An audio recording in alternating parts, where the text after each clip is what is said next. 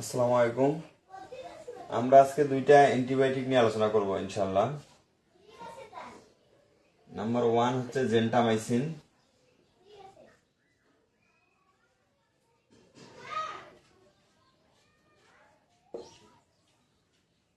দুই নাম্বার হচ্ছে amoxicillin plus clavulanic acid.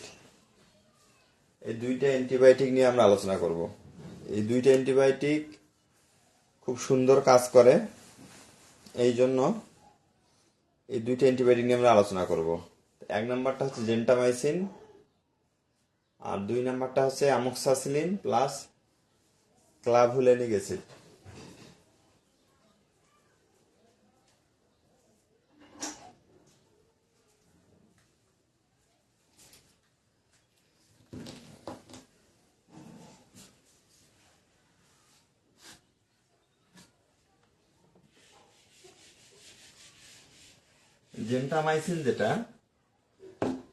জেন্টামাইসিনটা হচ্ছে ব্যাকটেরিওসাইডাল।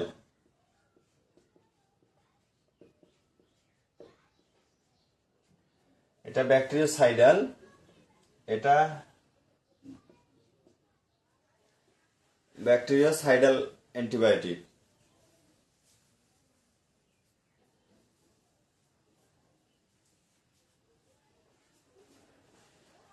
জেন্টামাইসিনটা হচ্ছে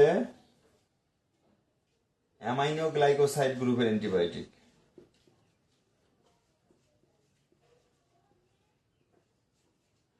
অর্থাৎ অ্যামাইনো গ্লাইকোসাইডের মধ্যে বেশ কয়েকটি অ্যান্টিবায়োটিক আছে, তার মধ্যে অন্যতম হচ্ছে জেন্টামাইসিন। তাহলে জেন্টামাইসিনটা হচ্ছে ব্যাকটেরিওসাইডাল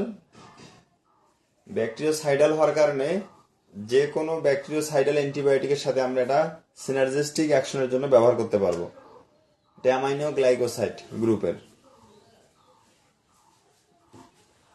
আচ্ছা, এই জেন্টামাইসিন সম্পর্কে সবচেয়ে যে বিষয়টা আমাদেরকে জানতে হবে তা হচ্ছে জেন্টামাইসিন কিন্তু অ্যাবর্শন করে লার্জ অ্যানিমেলে।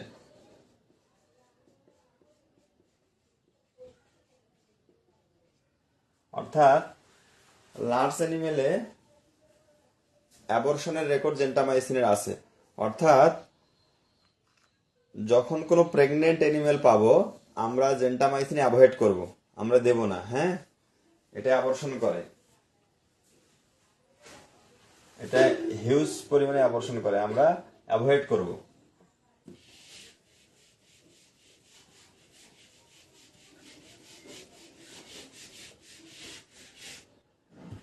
জেন্টামাইসিন যেটা আছে, আমরা দুই ধরনের ডিজিজের ক্ষেত্রে জেন্টামাইসিনকে প্রথম দিকেই ব্যবহারের চেষ্টা করব। দুই ধরনের ডিজিজে, একটা হচ্ছে ইউরিনারি ট্র্যাক্ট ইনফেকশন আর একটা হচ্ছে ম্যাস্টাইটিস।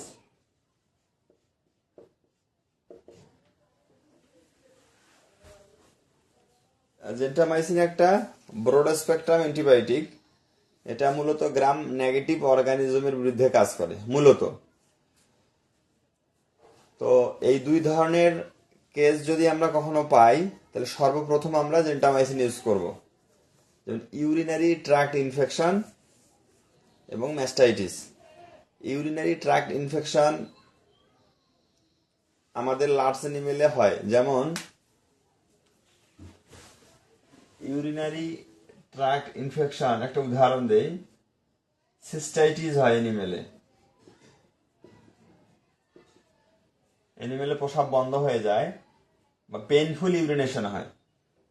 আর একটা আমরা জানি যে ইউরোলিথিয়াসিস।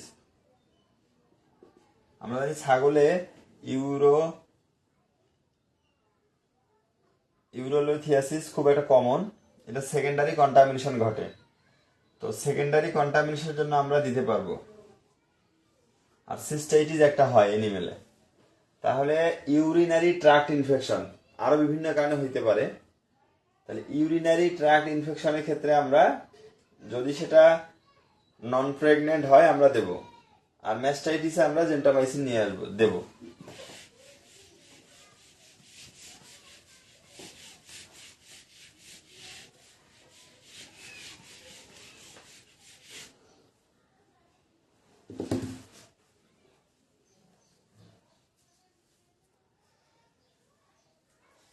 জেন্টামাইসিন যখন আমরা ব্যবহার করব প্রথম দিন অর্থাৎ 24 ঘন্টায় 2 বার দিতে হয়।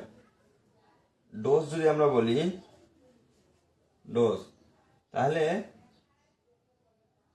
at the rate of 5 ml per 100 kg root intramuscular।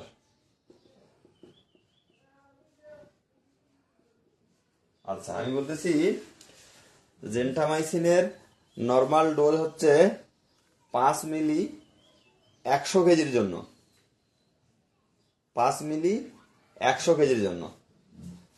আচ্ছা, নিয়মটা হচ্ছে যে প্রথম 24 ঘন্টায় 2 বার দিতে হবে, তার মানে 12 ঘন্টা পর দিতে হবে প্রথম দিন শুধু। তারপর থেকে 24 ঘন্টায় 1 বার, এটা মনে রাখতে হবে। তার মানে আজকে যদি সকালবেলায় কোনো গরুকে আমি, সাপোজ গরুটার ওজন 300 কেজি, তাহলে 15 মিলি দিলাম সকালবেলা, ঠিক 12 ঘন্টা পর আবার দিতে হবে। তাহলে প্রথম 24 ঘন্টায় 2 বার দিতে হবে, তারপর থেকে 24 ঘন্টায় 1 বার, 5 ml পার 100 কেজি। হ্যাঁ,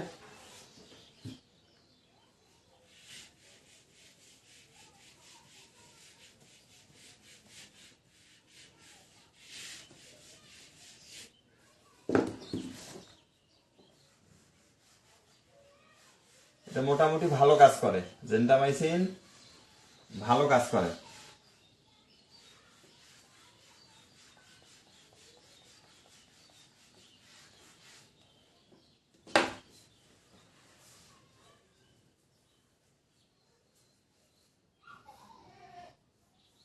ম্যাস্টাইটিসে খুব সুন্দর কাজ করে জেন্টামাইসিন।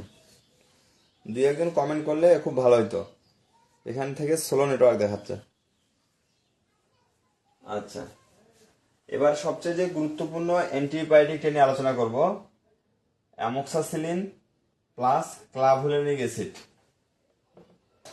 অ্যামোক্সাসিলিন প্লাস, ও সরি, জেন্টামাইসিন যেটা ট্রেড নেম বলি, কিছু ট্রেড নেম জেন্টামাইসিনের, এটা অনেকের হেল্পফুল হতে পারে। ইঞ্জেকশন জেন্টারেন, ইঞ্জেকশন জেন্টাটেন, জেন্টারেনটা রেনাটল, জেন্টাটেনটা একমির। এই সব কোম্পানিতে পাওয়া যায়। এটা এমনই একটা ওষুধ অধিকাংশ কোম্পানি প্রস্তুত করে আর কি। এটা 5% হয়, 10% হয়। সেকেন্ডারি যে কন্টামিনেশন হয় পিপিআর এ অনেকে ভালো ব্যবহার করে। তার মানে যে পিপিআর একটা আছে না, যে পিপিআর, পিপিআর এ যে সেকেন্ডারি কন্টামিনেশন হয় সেক্ষেত্রে 2টা অ্যান্টিবায়োটিক ভালো কাজ করে। একটা হচ্ছে জেন্টামাইসিন আর একটা হচ্ছে অক্সিডেটাসাইক্লিন। এই দুইটার ক্ষেত্রে মানে এই পিপিআর এর ক্ষেত্রে 2টা অ্যান্টিবায়োটিক ভালো কাজ করে। কারণ অ্যান্টিবায়োটিক তো পিপিআর এ কাজ করার কথা না, কিন্তু বলা হচ্ছে পিপিআর এ যে ধরনের সেকেন্ডারি কন্টামিনেশন হয় তখন 2টা অ্যান্টিবায়োটিক ভালো কাজ করে। একটা হচ্ছে জেন্টামাইসিন আর একটা হচ্ছে অক্সিডেটাসাইক্লিন। কন্ডিশন বুঝে দিতে হবে।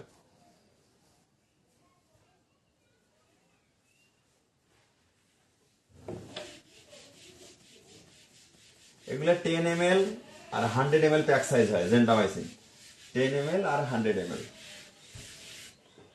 হ্যাঁ, এইবার যে অ্যান্টিবায়োটিক আলোচনা করবো এটা খুবই গুরুত্বপূর্ণ একটা অ্যান্টিবায়োটিক, অ্যামোক্সাসিলিন প্লাস ক্লাভুলিনিক অ্যাসিড।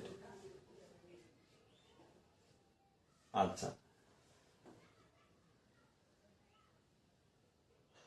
আগে এক সময় বাজারে শুধুমাত্র অ্যামোক্সাসিলিন পাওয়া যায়, তো এখনো যায়। 1 গ্রাম 2 গ্রাম। আচ্ছা, এখন অ্যান্টিবায়োটিক যখন কাজ কমাই দিল বা রেজিস্ট্যান্সই শো করতেছিল, তখন অ্যান্টিবায়োটিকের কার্যকারিতা বাড়ানোর জন্য এর সাথে নতুন ধরনের অ্যান্টিবায়োটিক যোগ হলো। এই প্রিপারেশনটা হিউম্যানেও আছে, এই যে ক্লাভুলিনিক অ্যাসিড যেটাকে আমরা বলতেছি, এটা হিউম্যানেও আছে। হ্যাঁ, আচ্ছা, এখন এটা প্যাক সাইজটা 2 ধরনের পাওয়া যায়।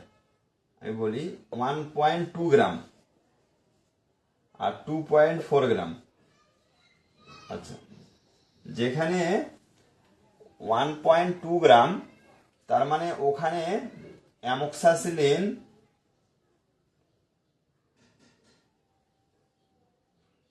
1 গ্রাম প্লাস ক্লাভুলিনিক অ্যাসিড 200 মিলিগ্রাম। এখানে বুঝতে হবে, এখানে কনফিউশন রাখা যাবে না। তার মানে যখন 1.2 গ্রাম আমরা বলবো, তার মানে সেখানে অ্যামোক্সাসিলিন থাকতেছে 1 গ্রাম আর ক্লাভুলিনিক অ্যাসিড থাকতেছে 200 মিলিগ্রাম।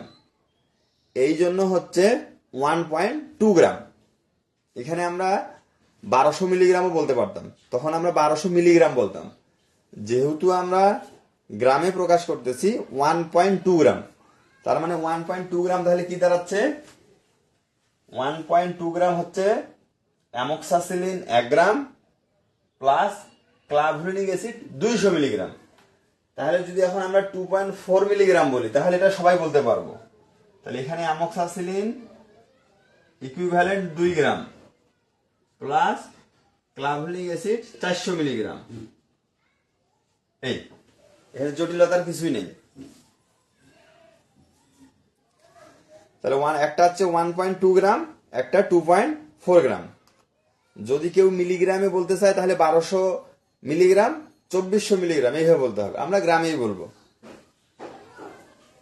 তাহলে আরেকবার বলি, 1.2 গ্রামে আমার অ্যামোক্সাসিলিন থাকতেছে 1 গ্রাম, ক্লাভুলিক অ্যাসিড 200 মিলিগ্রাম, আর 2.4 গ্রামে অ্যামোক্সাসিলিন 2 গ্রাম আর ক্লাভুলিক অ্যাসিড 400 মিলিগ্রাম। এই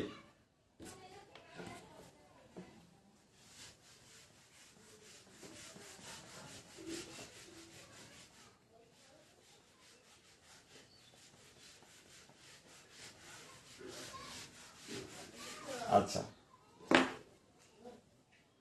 1.2 গ্রাম যেটা, এইটাতে 1.2 গ্রাম যেটা, ওটাতে 5 ml থাকে ডিস্টিল ওয়াটার। মানে 1.2 গ্রাম যদি আমি ডাইলিউশন করি তাহলে 5 মিলি হবে, আর 2.4 গ্রাম যদি আমি ডাইলিউশন করি তাহলে 10 ml হবে। ঠিক আছে, তাহলে 1.2 গ্রাম সমান 5 ml, 2.4 গ্রাম সমান 10 ml। মনে রাখতে হবে 1 ml ফর 25 কেজি। তাহলে আমরা এই ডোজে ব্যবহার করব। তাহলে 1.2 গ্রাম সমান 5 ml, 2.4 গ্রাম সমান 10 ml। এখন নিয়ম হচ্ছে 1 ml ফর 25 কেজি। এখন আপনার এনিমেলের ওজন কতটুকু হবে সেই হিসেবে আপনাকে দিতে হবে। তাহলে আমরা বলতে পারি যে 1.2 গ্রাম যেটা, এটা একটা ভাইল 125 কেজির জন্য।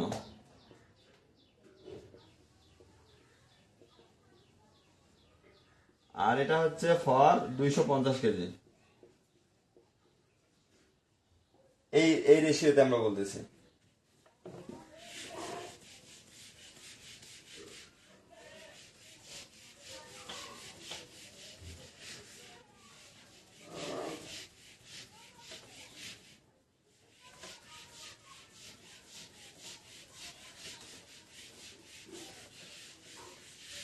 অ্যামোক্সাসিলিন এবং ক্লাভুলিক অ্যাসিড এগুলো হচ্ছে broad spectrum antibiotic, bactericidal, broad spectrum এবং ব্যাকটেরিওসাইডাল। দুইটা ক্ষেত্রে আপনি এই অ্যান্টিবায়োটিকটা ব্যবহার করে ভালো ব্যবহার পাবেন, বিভিন্ন ক্ষেত্রেই পাওয়া যাবে, দুইটা ক্ষেত্রে পাবেন। আমি এই অ্যান্টিবায়োটিকটা সর্বপ্রথম যে কেসটাতে ব্যবহার করি acute mastitis,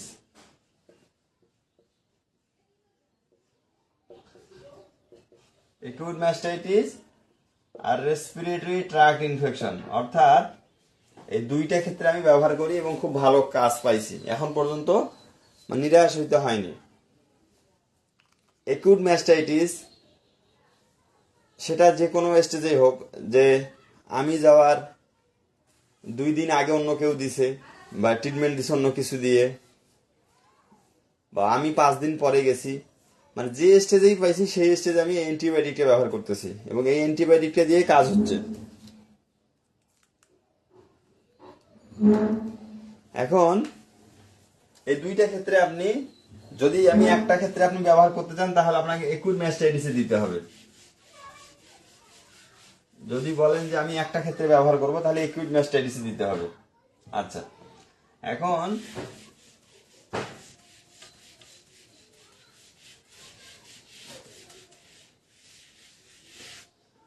amoxicillin plus ক্লাভুলিক acid যখন আপনি ইনজেকশন দিবেন, এর সঙ্গে আবার জেন্টামাইসিন যোগ করতে হবে। করতে পারেন, কোনো সমস্যা নেই। এখন প্রশ্নটা হচ্ছে যে এখানে যেহেতু 2 ধরনের অ্যান্টিবায়োটিক দেওয়া আছে, তার সঙ্গে আমি অন্য অ্যান্টিবায়োটিক দিতে পারবো কিনা। অবশ্যই দিতে পারবেন, শুধু মাথায় রাখতে হবে যেহেতু এটা সাইডাল, তাহলে আমাকে সাইডাল কিছু অ্যাড করতে হবে, দিতে হবে। এইটা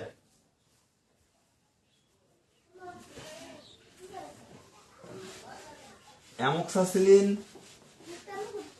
প্লাস এই যে ক্লাভুলিক অ্যাসিড আছে, এটা কখনোই আবর্ষণ করে না প্রেগনেন্ট অ্যানিমেলে। নো অ্যাবর্ষণ, যে কোনো স্টেজের প্রেগনেন্সিতে আপনি দিতে পারবেন, কারণ ম্যাস্টাইটিস এমনই একটা রোগ, এটা প্রেগনেন্সিতেও হয়, প্রেগনেন্সির শেষের দিকেও হয়, প্রথম দিকেও হয়, মিডিলেও হয়। তার মানে এটা আপনি নিঃসন্দেহে ব্যবহার করতে পারবেন, কোনো ধরনের কোনো হেজিটেশন নাই, এটা আপনার অ্যাবর্ষণ করবে না।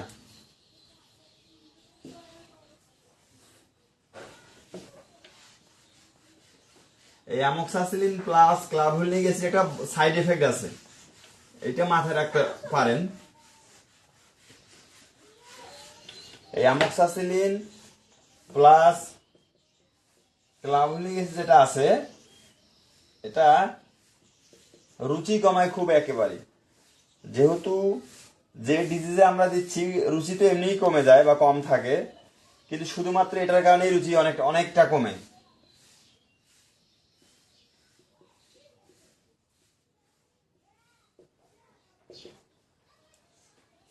এটা অনেকটা রুচি কমায়। যে কোনো ডিজিজেই তো রুচি কম থাকে, কিন্তু এই অ্যামোক্সাসিলিন প্লাস ক্লাভুলিক অ্যাসিড যেটা, এটা রুচি কমায়, এটা নিঃসন্দেহে মনে রাখবেন, এটা কমায়। এই জন্য এই ইনজেকশন সাজেস্ট করার আগে এটা মালিককে একটু অবগত করা দরকার, হ্যাঁ, যে রুচি কমতে পারে, না হলে পরে অভিযোগ আসবে। আচ্ছা,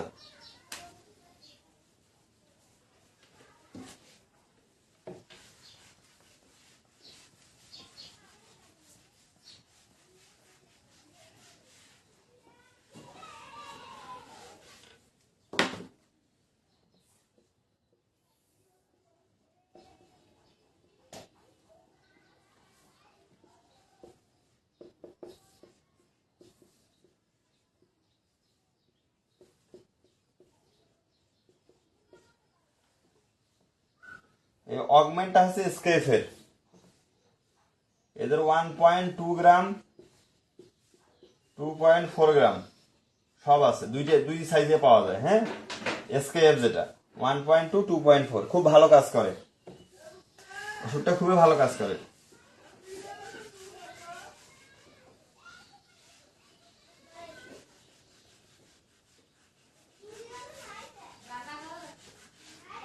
টেকনোর একটা আছে অ্যামোক্লাব,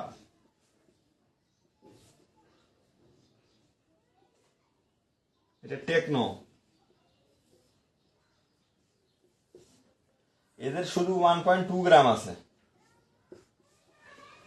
সামনে আরো অনেক কোম্পানি এই প্রিপারেশনটা বাজারে নিয়ে আসতেছে, একমিও নিয়ে আসবে। টেকনোর শুধু 1.2 গ্রাম আছে, প্রিপারেশন এক, সবই এক। এই একই প্রিপারেশনে বোলাস আছে, আমরা বোলাস ব্যবহার করব না, কারণ আমরা যে ধরনের ক্ষেত্রে যাই ম্যাস্টাইটিস, ওগুলাতে বোলাসের অত টাইম থাকে না। আর রেসপিরেটরি ট্র্যাক্ট ইনফেকশন আরটিআই এ যদি কেউ ব্যবহার করতে চায়, তাহলে আমরা নর্মালি সাজেস্ট করি রেসপিরেটরি ট্র্যাক্ট ইনফেকশন যেটা, যে ওই ধরনের ক্ষেত্রে ওরালি মেডিসিন অ্যাভয়েড করা। এই জন্য আমরা এই বোলাস নিয়ে অত মাথা ঘামাবো না, যদিও প্রিপারেশন এক, কিন্তু এই বোলাস নিয়ে আমাদের অত দরকার নাই।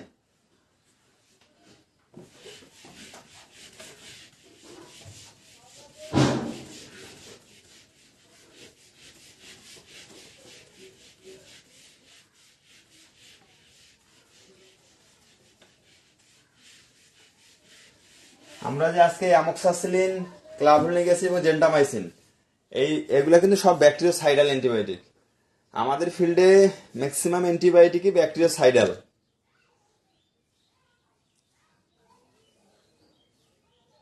এগুলো হচ্ছে অ্যান্টিবায়োটিক সম্পর্কে একেবারে ভাষা ভাষা আলোচনা, কারণ ডিপ আলোচনা আমরা ওই যে ফার্মাকোলজি, বিভিন্ন যে মুড অফ অ্যাকশন, মোয়া যেটাকে আমরা বলি, কিভাবে কাজ করতেছে, ওগুলো তো আমরা সবাই কম বেশি থিওরিটিক্যাল জানি।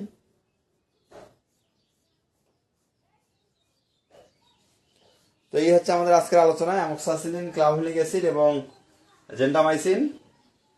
আমি আগামীকালকে আলোচনা করব ম্যাস্টাইটিস নিয়ে আর কি, খুবই একটা গুরুত্বপূর্ণ ডিজিজ, এই জন্য এই দুইটা অ্যান্টিবায়োটিক সংক্ষেপে আলোচনা করলাম।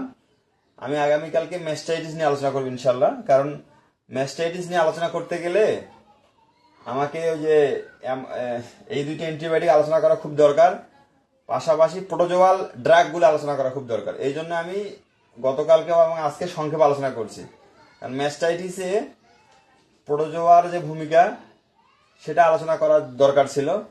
তাহলে কালকে যখন আমি আবার ম্যাস্টাইটিস নিয়ে আলোচনা করব, তখন আবার সংক্ষেপে এই দুইটা ক্লাসেই রিভিউ হবে আর কি।